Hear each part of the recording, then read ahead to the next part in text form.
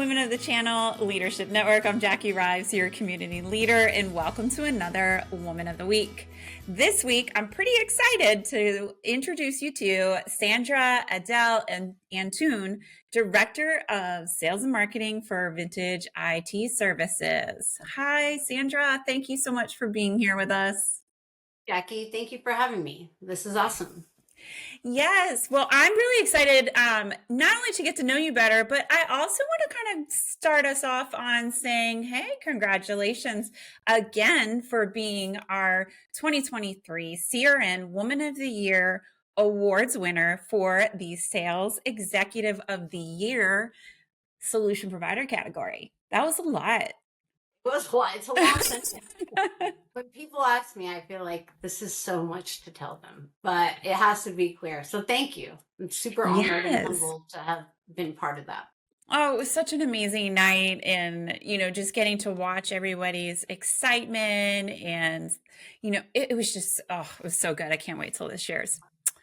All right. Well, let's start off with those icebreakers. Where do you live, and where did you grow up, if that's different? I grew up in Los Angeles, California, and I moved to Austin, Texas in 2007. Nice. And what is a little known fact about you you're willing to share with, a few of my closest friends? I guess one aspect of my life that many people are unaware of is my journey into the world of fashion and style. It all started when I followed my brother to Austin, Texas, where he was working as a session drummer. For those of you who don't know what a session drummer is, it's a musician hired to record drums for various artists and projects in a studio setting.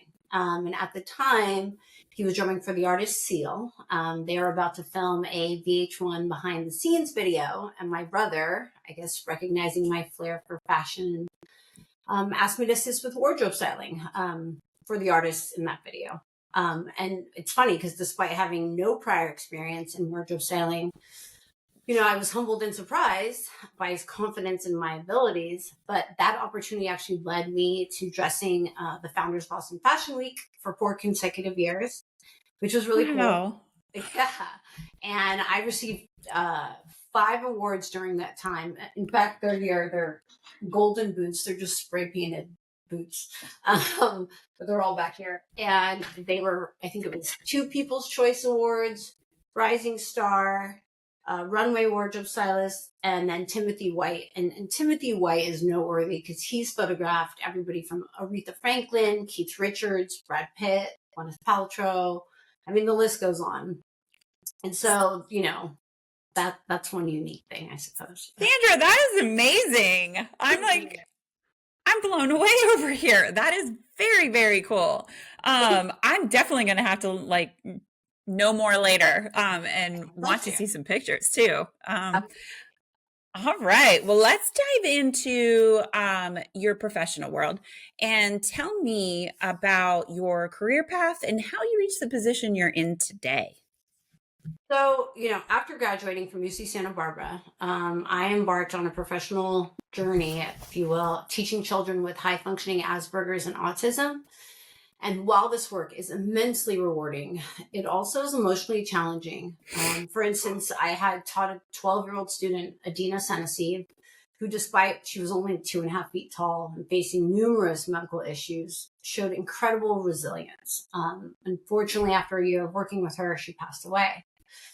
And so, I think that experience was a turning point for me. At the time, I had been accepted into a graduate program for marriage family therapy and school psychology.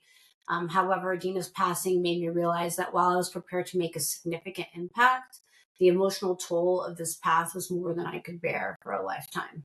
So as a result, I deferred my grad school acceptance, which my parents were not happy about. And that exploration led me to a short-term career in the mortgage industry.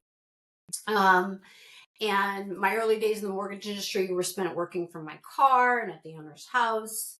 And, while, I experienced humble beginnings and had very little in my bank account, I was driven by a strong conviction that a significant breakthrough was just around the corner. And I apologize if you hear my dog barking. I was trying to shut down my Teams earlier, so you were great.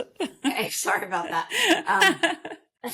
But anyway, I guess my persistence paid off, and the owners, they opened up their first official office. I quickly made my mark, and I was landing deal after deal. And then that success led to a rapid promotion to manager. And then I think it was like 6 months, and I was managing a staff of 50. Wow. So this phase of my career was a whirlwind of growth and learning, honing in on my skills in sales, management, and leadership. And then the journey took an unexpected turn when the market crashed in 2008, which coincided with the closing of my first condo. So, I had to keep my condo. So that situation kind of forced me to course correct and seek opportunities in a new market. And the tech industry caught my attention. And so I found a role at another MSP at the time. And I'd say that move marked the beginning of a new chapter of my career, allowing me to transfer and further develop my skills in a different dynamic sector. So then, my tenure with that MSP was a period of significant growth, but it wasn't long before I was noticed and poached by Vintage IT Services. Joining Vintage IT marked the start of an incredible journey. And within a year, I was promoted to sales manager and then sales and marketing manager, and managing a team of individuals who were 20, 30 years my senior. It's both challenging and rewarding, but offering a unique opportunity to learn from their experiences and also bring a fresh perspective, to the table. Wow, that is quite a journey, all leading you here to us today. What is something you've learned that you wish you knew earlier in your career? Probably that you don't need to say much to be heard. The power of actions over words. In my early professional journey, I believe that being heard and make an impact required me to be vocal and articulate my thoughts and ideas constantly. However, with time and experience, I've realized that it's not always about how much you say, but what you do that truly resonates with people. By focusing on delivering results and consistently performing well, I've learned that people start to take notice. It's the quality of your work, your reliability, and your dedication to achieving goals that speak volumes about your capabilities and drive. I would say in practice, it's about committing to tasks and seeing them through with excellence. When you consistently demonstrate your skills and contribute positively through your actions, you naturally attract opportunities and collaborators. And I think people ultimately want to work with individuals who not only talk about ideas, but actively turn them into reality. Yeah, I would agree. Say that. That is really good advice. I really like that one. All right, let's move to, a business accomplishment or more you are most proud of. I'd say one of the accomplishments I'm proudest of in my career really has been my role that I've played at Vintage IT. The last 14 years, I've been the sole individual handling all sales and marketing activities. And while I do have a huge support system and I would not be able to do my job with the rest of my team, it's still one person managing a lot of two departments, I guess. Yeah. But I feel like, that feat is particularly noteworthy considering my initial lack of technical expertise in this field. I've managed to excel in my role as a director of sales and marketing, and demonstrating that deep technical knowledge isn't always a prerequisite for success in the tech industry. And I believe that my journey here is a testament to the power of determination, adaptability, and the ability to understand and communicate the value of our services to a diverse client base. I've learned that the core of successful sales and marketing in the tech industry lies in understanding our clients' needs and effectively communicating how our services can address those needs. So, to add to that, one other thing, I think thriving as a woman in a predominantly male industry has been both a challenge and an achievement. It's inspiring to navigate this landscape and carve out a space where my contributions are not just recognized but celebrated. And I think this was evident in the 2023, as you mentioned earlier, when I received the Sales Executive of the Year award. Um, and the accolade was just not a personal triumph, but also a recognition of the impact women can make in the tech industry. Yes, absolutely. I couldn't agree with you more. Uh, oh, again, congratulations. Like So all much. roads, like windy or, otherwise leading to this like amazing accomplishment.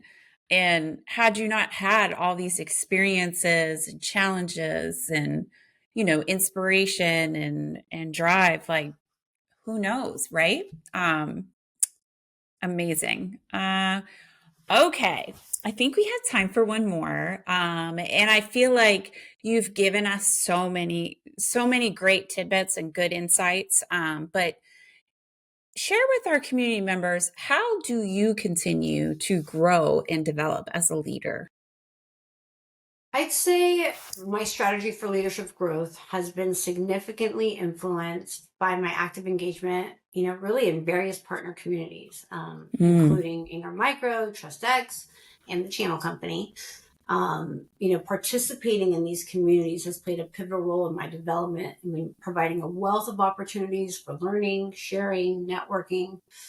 Um, these networks have taught me the importance of fostering strong, reliable partnerships and have provided me with strategies to enhance customer satisfaction, loyalty, which I believe are key components to sustainable business growth. yeah.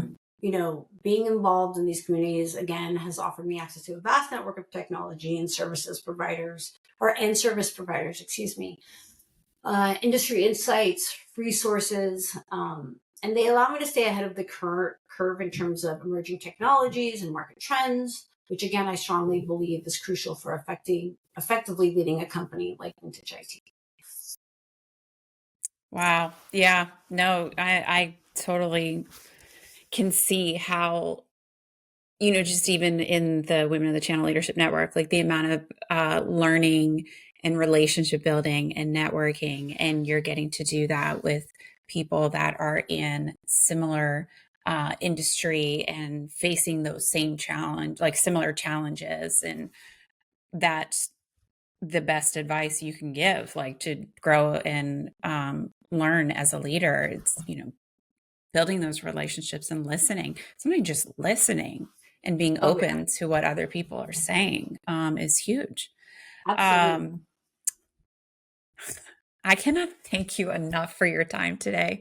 Thank you, Jack. Um, this was amazing. I am so grateful to the amazing leaders that like yourself that are willing to, share a little bit of your journey and insights with our community, but also let us celebrate you in all you have achieved. So thank you again for being here with me today. Thank you, and thank you and the channel for creating a platform for us to be heard. I am super proud and excited to be part of that community. I am as well. I am so as well. So grateful. All right, community members, please comment, tag Sandra, give her a shout out, share your insights. We're here to learn, connect, and grow together. So until next time, happy Wednesday.